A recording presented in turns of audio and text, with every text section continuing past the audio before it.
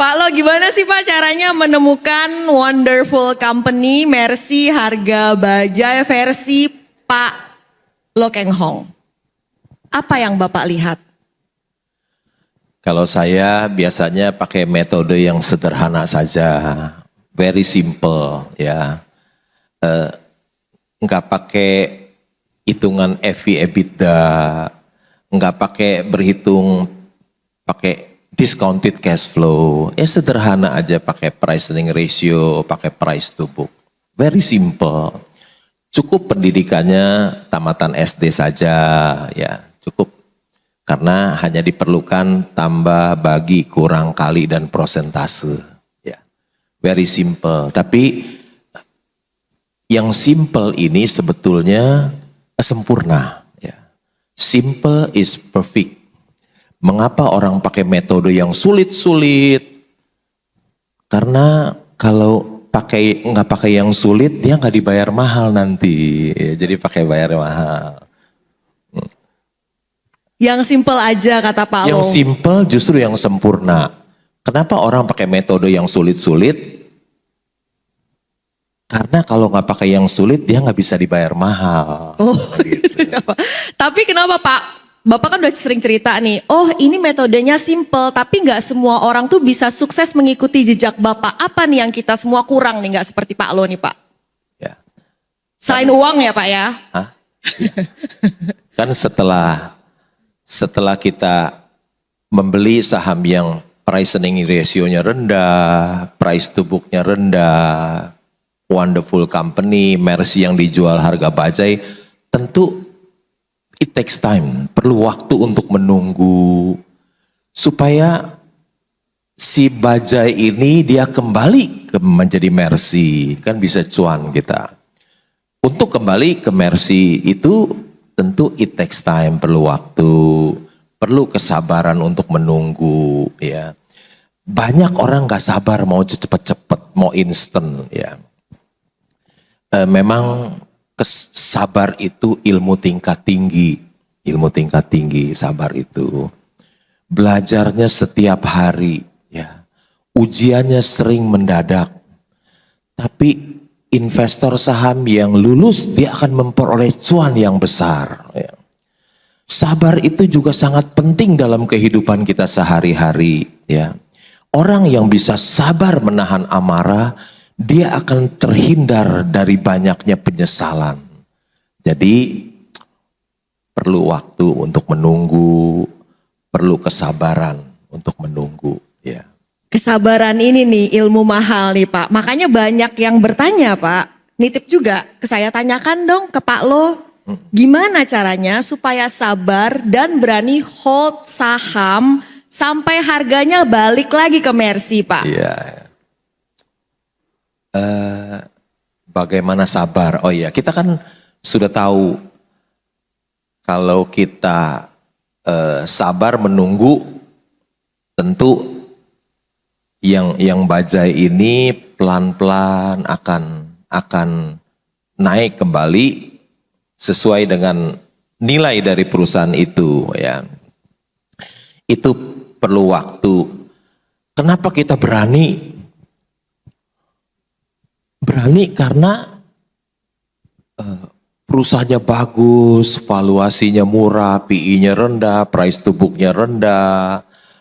Kita tahu ini Mercy harga bajai, dia punya margin of safety yang besar buat kita, tentu aja berani.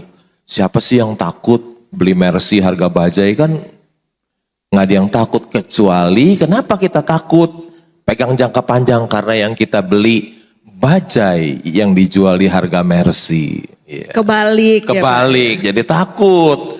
Kenapa orang takut? Karena yang dia beli bukan Mercy harga bajai, bajai harga Mercy yang dia beli tiap hari, ketakutan gitu.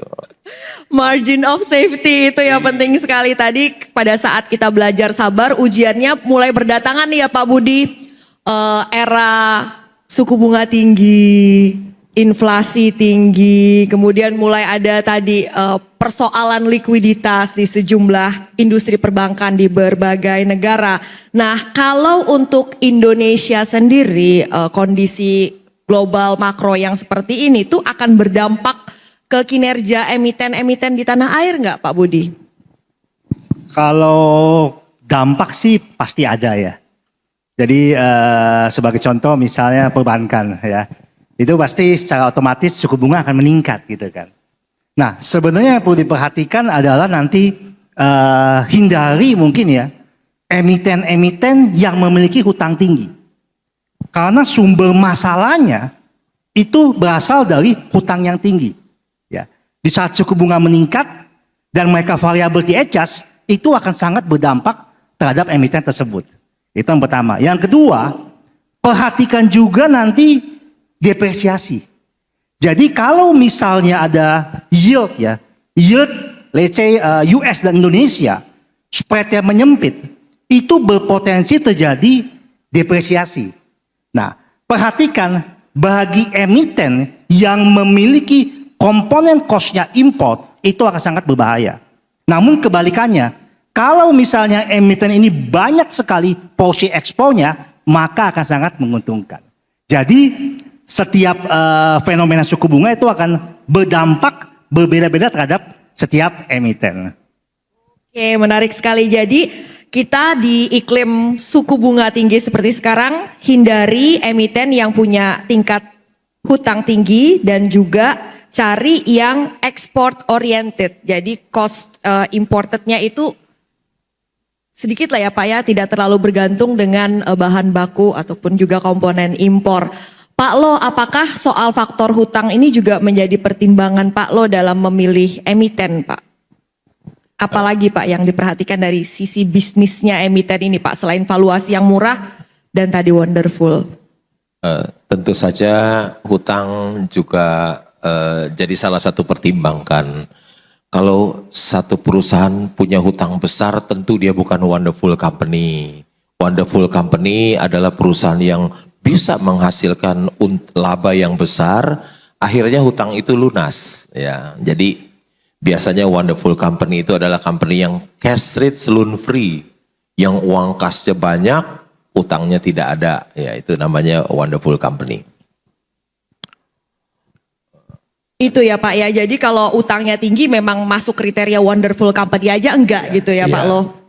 Jadi yang berikutnya masih banyak mengenai tata kelola, siapa direksi dan komisarisnya, siapa pemegang saham mayoritasnya, apakah mereka orang yang jujur dan berintegritas, atau orang yang tidak jujur dan tidak berintegritas yang suka mengambil uang perusahaan untuk memperkaya diri ya.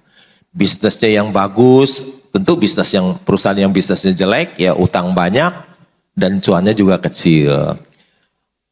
Perusahaan wonderful company adalah perusahaan yang bisnisnya bagus, tentu saja akan memperoleh cuan yang besar. Jadi kira-kira begitu. Tata kelola perusahaan dilihat juga, bukan sekedar hutang saja, tapi bisnisnya juga dilihat. Karena bisnis yang jelek kan nggak bisa menghasilkan untung yang besar. Tapi kalau bisnis yang bagus, baru bisa menghasilkan cuan yang besar. Baik. Gitu.